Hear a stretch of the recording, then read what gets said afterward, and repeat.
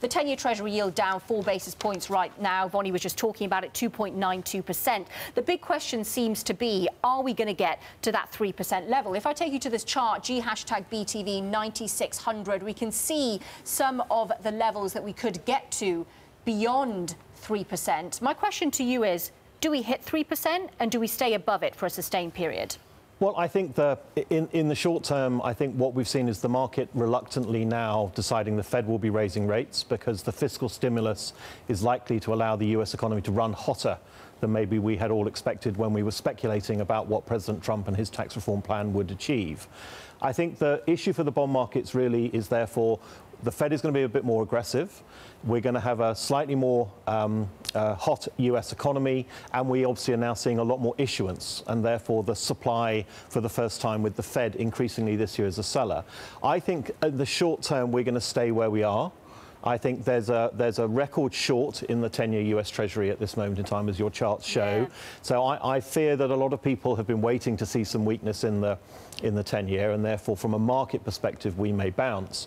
But I think your question is pertinent for the next 2 or 3 years, because I think the challenge is everyone now knows that around 3% people begin to forecast the end of the bond bull market. So that could change investor psychology.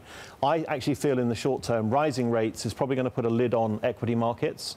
And the volatility attack we had 2 weeks ago probably means that equities are now more about deleveraging and working out where some of the low interest cost leverage in the markets washes out through the system. Well, on that sort of symbiotic relationship between bonds and equities, is it the argument that the 10-year Treasury yield, say, hits 3.5%, and that's then bad for equities? Or do we look at it this way, where the equity sell-off resumes and then the bond buyers come back in? Well, I certainly think if the equity sell-off resumes and bonds are rising, then we're in one of these positively correlated markets where there's no hedge. Equities are going down and bonds are going down. And that's what happened a couple of weeks ago at the beginning of this month. That makes us all, I think, managing risk very uncomfortable, because normally if it's bad for equities, it's good for bonds. Or if it's bad for bonds, it's good for equities. So I think that's part of the deleveraging that I think you're still seeing in the marketplace, is people trying to work out where the hedges lie. And of course, I think the ironic thing is with the Fed potentially now raising rates into a strong economy, and you would expect the dollar to have remained or to have had a bounce given how weak it was last year. And of course we haven't seen the dollar strengthen much either. So I think people are trying to work out what is actually going on, particularly because the US is clearly the key for sentiment. The US goes down, we go down here in Europe. You know, the US is bouncing today, so suddenly Europe has quite a big turnaround intraday. Well, it's interesting you say that, because people seem to disagree on what's leading the bond market more, whether it's the Fed or the ECB. For you, is it definitively the Fed? It is the Fed, because the Fed, we felt that they would do the 3 interest rate rises because financial conditions are loose in the US. So we thought they could take accommodation off the table almost for free. I think now that we've seen the volatility spike, I think it's quite clear that this isn't for free, and that the markets are now trying to calibrate how much risk they can actually run with a rising interest rate environment in front of them. And having heard or read the Fed minutes, do you think the risk is more for 4 hikes or for 2 this year? We would say 3's fine. Right. Because the market wasn't... Is the risk more... I would probably say the risk is potentially 4, but I think it'll take the Fed a long time to admit that maybe 3 is now the base case. You know, at the moment, the market's pricing in 2 and a bit. So the market's yet to really capitulate on the 3, and I think that's where, again, you and I are going to be data dependent. We're going to be watching the US economy, we're going to be looking at the US stock market and how the companies are performing to see whether the Fed feels it's as easy as it looks at the moment. Speaking of being data dependent, one thing I've been pointing out today is the Citi Economic Surprise Index for the Eurozone has actually turned negative. Does that mean that the euro strength we saw last year might not sustain in 2018? We don't think so, but what I would say about the surprise index is Europe has been doing so well for so long that now I think everyone is pretty bullish about Europe. Yeah. So therefore you would kind of expect that people, you know, it's now going to underperform for a while because everyone is bullish.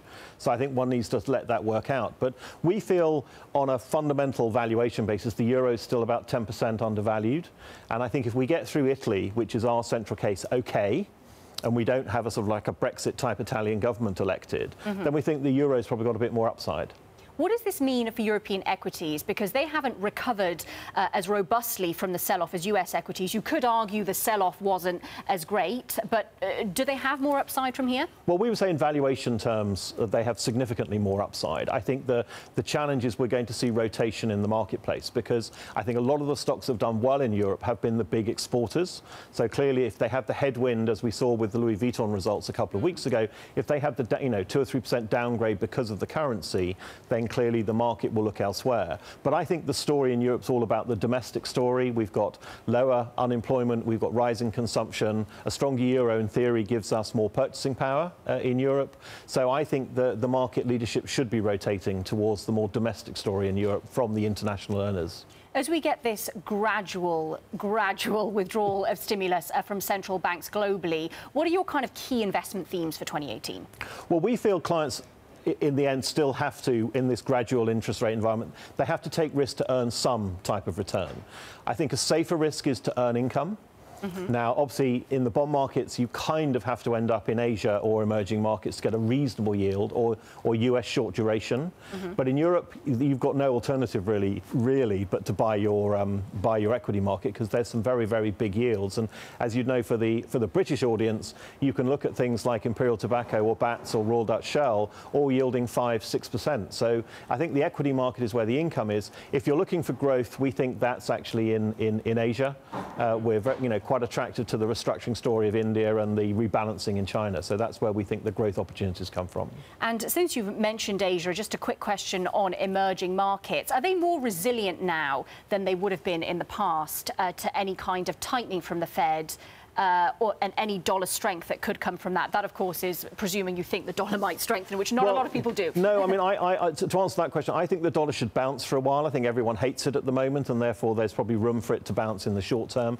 But again, we fundamentally think it's overvalued and over-owned, and so we would sell the rallies, strategically looking into the future. With emerging markets, I think they're not big enough and ugly enough yet to basically delink or decouple from the US.